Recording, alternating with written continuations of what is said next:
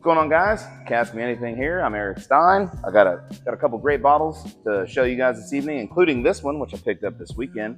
This is may just look like your regular run-of-the-mill Still Austin Barrel Select. However, this is the Frontline Heroes Barrel Pick for Decision. Straight bourbon whiskey. Now, the best thing about this one is the unique thing about this one, I should say, is the age. This is 4 months shy of 8-year distillate. So this was barreled July 5th, 2018, and dumped on March 19th of this year. So just 4 months shy of being the first 8-year Still Austin barrel pick I think that's out there on the market. I know there's some 6 years. Twin Liquor had a 6-year. Everybody else seemed to have about 4 or 5. So this one's definitely unique. So let's break into this one and see how it tastes. You guys have to forgive me. I'm cracking up because I'm watching this UFC at the White House thing, and it's very surreal to see Joe Rogan introducing fighters on essentially the White House lawn and having all that going on in the background.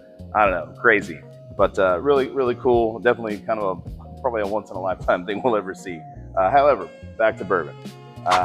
So I wasn't sure that I was going to get a bottle of this when I first heard about the announcement, just simply because it was a short barrel. It didn't have I can't remember the exact number, but there weren't a whole lot of bottles that came out of this. I think it was less than 60, if I'm not mistaken. Somebody, if you guys are following, correct me. But yeah, I was pretty stoked. I mean, as soon as I heard it, got wind of it, I've been, hey, almost 8 years Still Austin, 100% on board for that. I also got the rye. I'm not going to sample the rye today. I got a chance to try it there, though, at the Gents Place when I picked it up in San Antonio this past Saturday. Fantastic. That one was a lot younger, but you can't taste it at all. It definitely punches above its weight. Let's see if the bourbon holds true to form. Oh yeah. All right, I'm gonna pour this sucker up. Give it about 15 minutes. Watch a little bit of UFC, and then I'll get right back to it. All right, guys, it's been 15 minutes. As you can tell, it's a little warm in the shop tonight. Love these nice summer nights. Still being able to come out here and enjoy this. See how this near 8-year Still Austin bourbon does.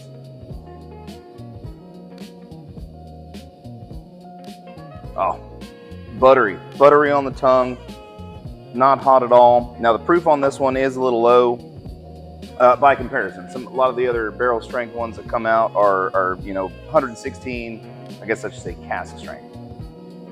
So a lot of the cask strength bottles that come out of Still Austin, you'll see them 112, 114, 116, 117. We saw the specs picks, and in fact I got some of them here. Let's compare. So yeah, here's the specs pick. This one was 117.2 proof. I believe this is a separate specs pick. This is 116.2. I've got a Twin Liquor bourbon pick down at my travel trailer at work, and I think that one was around 116 as well, if I'm not mistaken. However, so this one's 99.5. But man, for not even being 100 proof, it is excellent.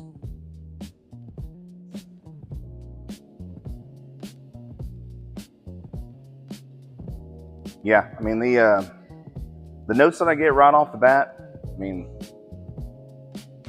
so what I get straight away from this pour, I get that kind of the not as much of the dark chocolate as I do with some of the higher proof Still Austin bourbons, but it has that really nice viscous. It's not very thick. It doesn't have the oily hot feel of like a Weller 107, but you've definitely got the rye spice. You've got kind of got that grilled peaches, brown sugary kind of feel to it, almost like you're eating a peach cobbler in a glass. It's fantastic. Now I would do a side by side of these higher proofs, but I don't have one open here, and I hate just opening bottles when I've got other similar bottles already open. But this one was unique, being the store pick. Very glad that I picked this up. Price wise, I mean, it's hard to compare these, but in terms of value, being one of the oldest cask strength Still Austin bourbon batches that's come out, I'm not mad about it at all. Very excited I grabbed the rye and the bourbon. I think I got both of them. They did a deal for $170 for both bottles.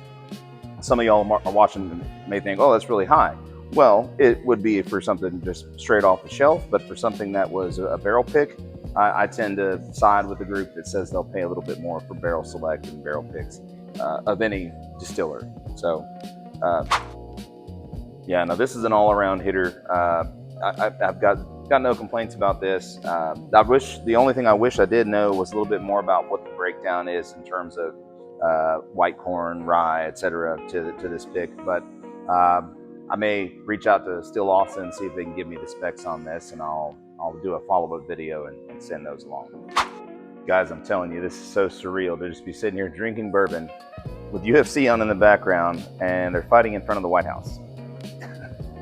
Highly doubt we'll ever see anything like that again in our time, but pretty awesome nonetheless. So let's get back to the bourbon.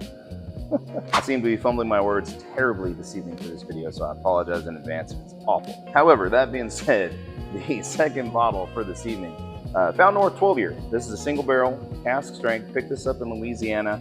That's I don't really know the story behind this, but it says found by Le Cormier. It's clearly a pick, something in Louisiana. I don't know if anybody knows that flag. Maybe y'all could decipher that for me. But no, I'm really excited to try this one. This is a 113.9 proof, 12-year cask strength single barrel. So let's rip into this one and see how she tastes. Oh, that's the first wax top that hasn't given me a fight to get open. Oh yeah, that's gonna be a good one. All right, you guys know the drill. 15 minutes. I'm gonna let it sit, but I can tell you right now, I'm kind of surprised. That's pretty thin looking for 12 year. It looks a little bit lighter in the glass than it does in the bottle. Not a lot of legs on this one, so this one may be interesting. We'll give it 15 minutes. We'll see how she does. So again, this one is kind of an oddball, being that it's Found North. So typically, Found North does blended Canadian whiskey. Now, this being a single barrel, that is different. The breakdown on this one: 49% rye, 48% corn, 3% barley. So this is they do them by season when they do these single barrel variants. So season 6, cask 6107, bottle 242. I wish they would say out of how many, but regardless, this is definitely a much different breakdown in terms of the rye, corn, and barley breakup than I'm used to tasting. The unique thing about this, and there's no way I can memorize this, so it does, in this bottle, does have 12-year rye, 21-year rye, 15-year corn, 17-year corn, 22-year corn, and 25-year corn. All right, so it's been 15 minutes. Let this one sit a little while, and I definitely will say this: now that I swirl it in the glass, the legs are there, so this should kind of give me a little bit better impression of that.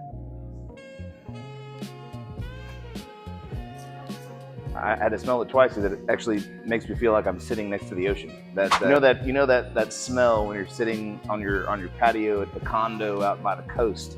That's kind of what hits you. Now, by all rights, this should taste like one of the oldest things that I've ever tasted. But it tastes really young. The finish is good. The caramel notes are there. The fruitiness is there. The only bad thing about this is that it's kind of overpowered by that Oloroso sherry finish. I'm regretting paying as much as I did for this. However, it's still good, so I'm not going to be mad at myself. But this wouldn't be something that I would seek out and try to find multiples of, simply because I feel like the underlying taste is overpowered by the finish. You know, if it came down to this and that's Still Austin all day long. And the Still Austin was probably half the price. So not a bad pour. I'm expecting more for something that has the age to it that this has. Now the composition, obviously, is 49% rye, 48% rye, 3% barley. But yeah, having all those older corns and being a 12-year single barrel, this should knock my fucking socks off for the price, and it just doesn't. I'm sorry to say. Go back to we'll see if this one opens up in a week or so. And a lot of times I'm pleasantly surprised by bottles that I don't get an initial first taste that's just kind of blows me away. Come back to it in a week, 2 weeks, and it's 10 times better. Something about that being exposed to the atmosphere. But yeah, good bottle. Probably wouldn't buy it again. We'll see what happens if I go back to it in a couple weeks. Well, guys, appreciate you tuning in again. These are the two bottles we broke into this evening. I'm gonna sit down and watch the rest of this UFC out at the White House, and yeah, this made for a good evening. Really glad that I broke into these two. Appreciate you guys tuning in. Thank you for joining me. As always, drink often, drink responsibly. See you on the next one.